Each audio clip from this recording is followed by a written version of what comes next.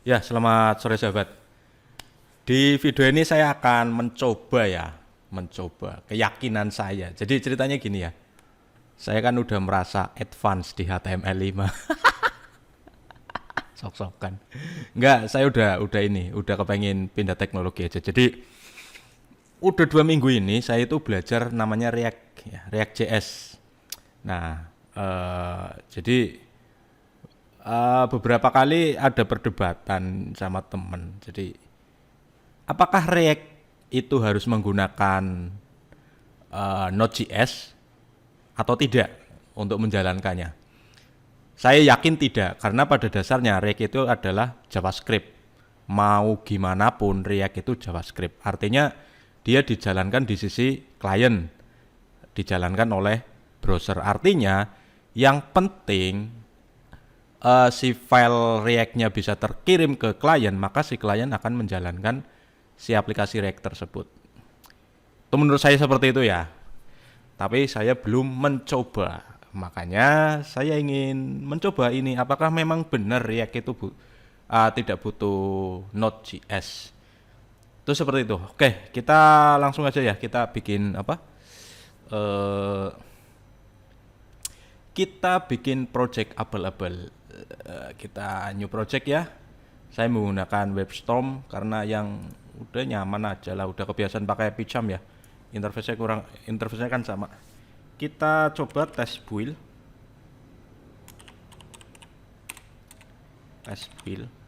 Nah, jadi kenapa test build? Jadi gini, React itu pada dasarnya itu adalah eh apa ya, Mbak.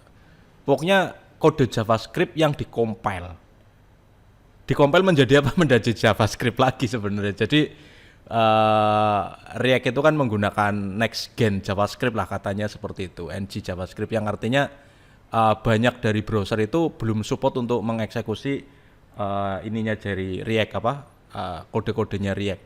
Nah, makanya itu butuh di compile. Untuk apa? Untuk bisa dijalankan di browser-browser yang pada saat ini banyak digunakan. Itu kayak gitu.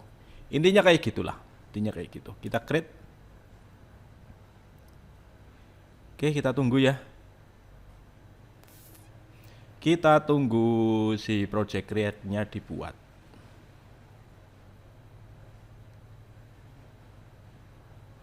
Tapi cerita-cerita pengalaman aja ya sambil nunggu ini ya. Saya kan biasa pakai Python, biasa pakai Django yang dalam tanda kutip standarnya jelas. Maksudnya tidak terlalu banyak library-library yang bertebaran yang nggak jelas-jelas lah. Menurut saya ya, menurut saya. Karena saya dulu kan diawali dari programmer C# yang relatif itu adalah punyanya Microsoft, di mana Microsoft ya jelas ya pokoknya runtutannya kayak gitu. Terus saya akhirnya memutuskan pindah ke Python karena tak pikir Python juga developmentnya jelas, community-nya jelas, project-projectnya jelas dan sebagainya.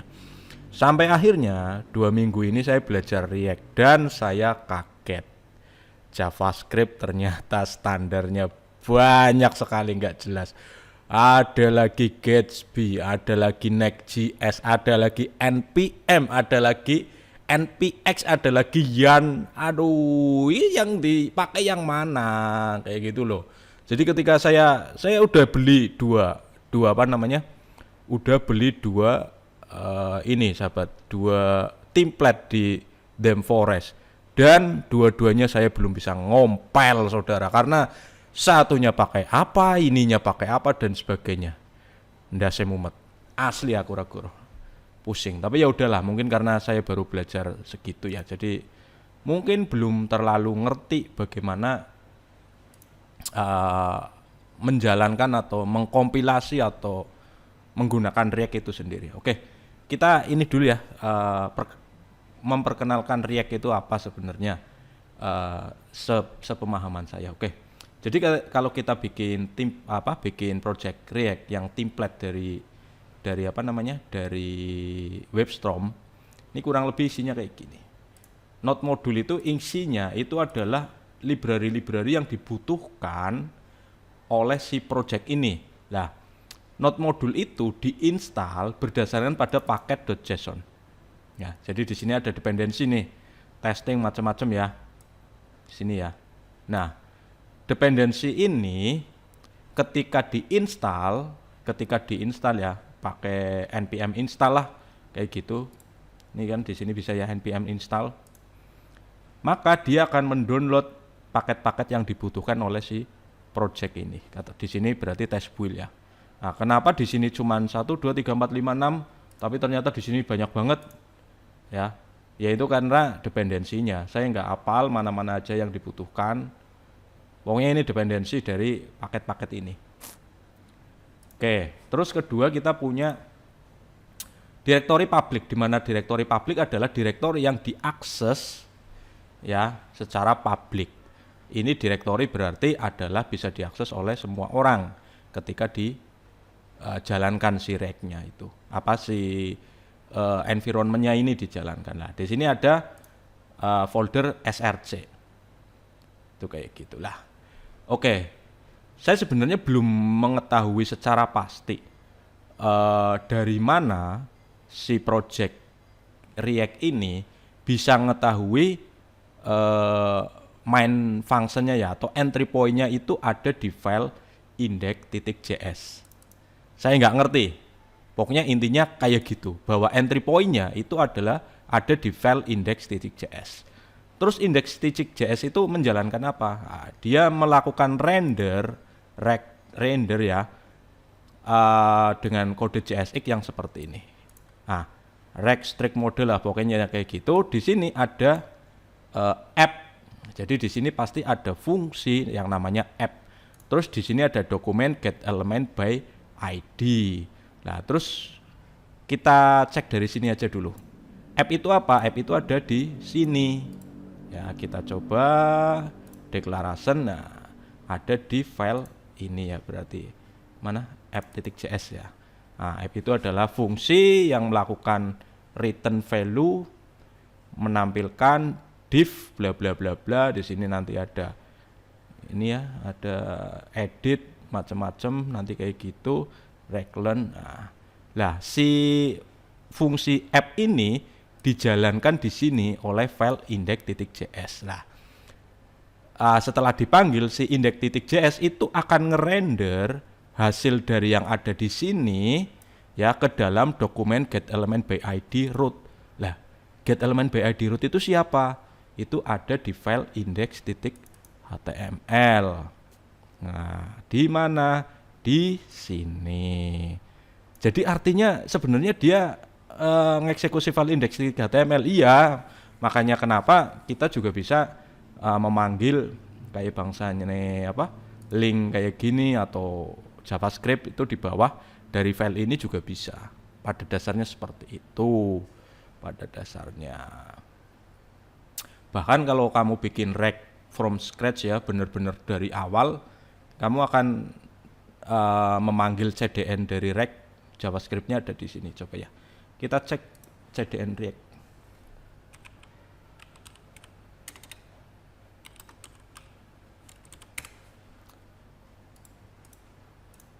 Nah, ini ya React CDN. Di sini ada React Development dan React DOM Development. Nah, React Development itu isinya itu adalah fungsi-fungsi bawaannya punya React.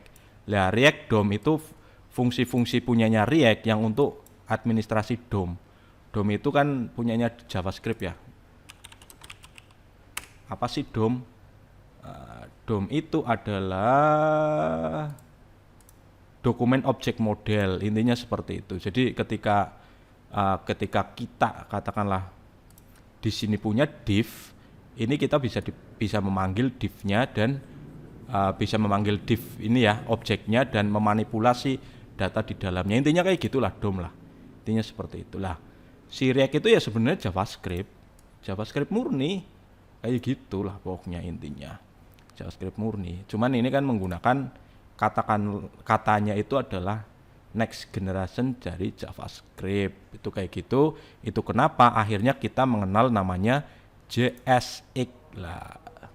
Ini JSX nih. Ini kayak gini ini namanya JSX. Ya, itu kayak gitu. Jadi kode JavaScript yang modelnya mirip sama HTML. Ini sebenarnya tidak bisa dikatakan HTML, hanya mirip HTML. Tapi sebenarnya ini ya kode JavaScript. Kode yang bukan kode JavaScript ya, kode yang dikenali oleh JavaScript lah, intinya kayak gitu. Oke, ini ya. Nah, di sini karena saya hanya ingin mencoba apakah ketika kita sudah ngebuild React itu bisa dijalankan tanpa menggunakan Node.js di server, ya saya nggak perlu merubah-rubah ini. Kita start dulu aja kayak apa hasilnya sih, bentuknya kayak apa sih kayak gitu.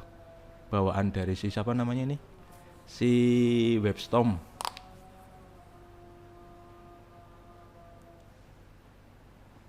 Kita tunggu ya, dia agak lama biasanya.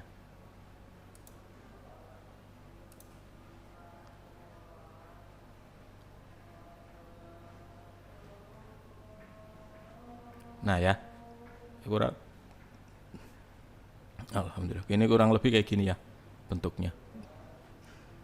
Apa iya sih sebenarnya kalau kita ngedit file index HTML-nya akan berubah-ubah? Ya, mestinya gitu ya. Kita coba ya. Nah ini kan tes coba saja langsung keluar. Ya karena bagaimanapun juga ini ya udah JavaScript kayak gitu. Ya oke. Kita udah mencoba ngerun, kita sekarang akan ngebuild si ininya, project React-nya, pakai build ya. Kita terminal npm build,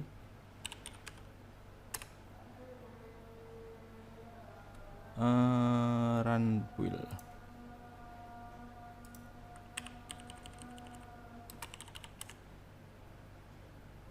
Ya, jadi di bawaannya si WebStorm ketika kita mau ngebuild sebuah project itu menggunakan npm run build kayak gitu.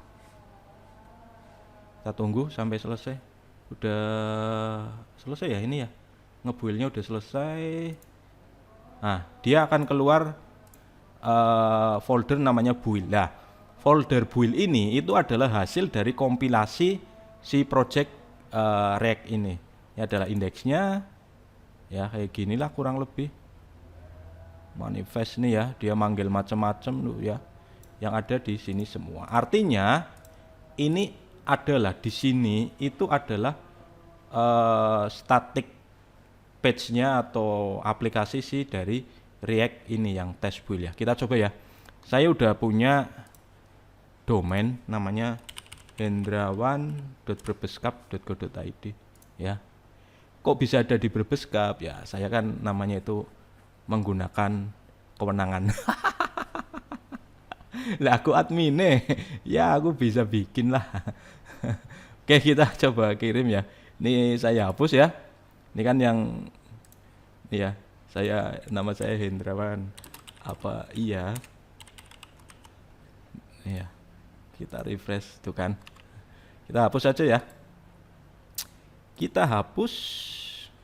Oke. Terus kita kirimkan hasil apa namanya?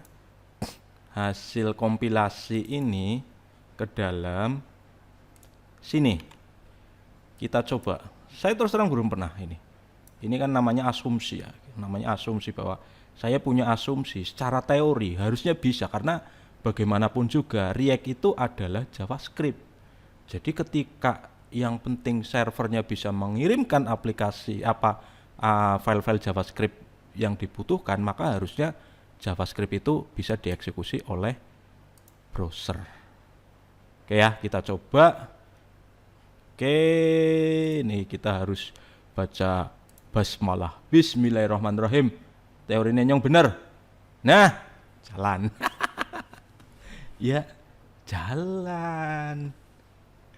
Artinya benar bahwa si React itu tidak butuh Node.js pada dasarnya ketika kita udah mengkompilasi mengkompilasi si projectnya itu.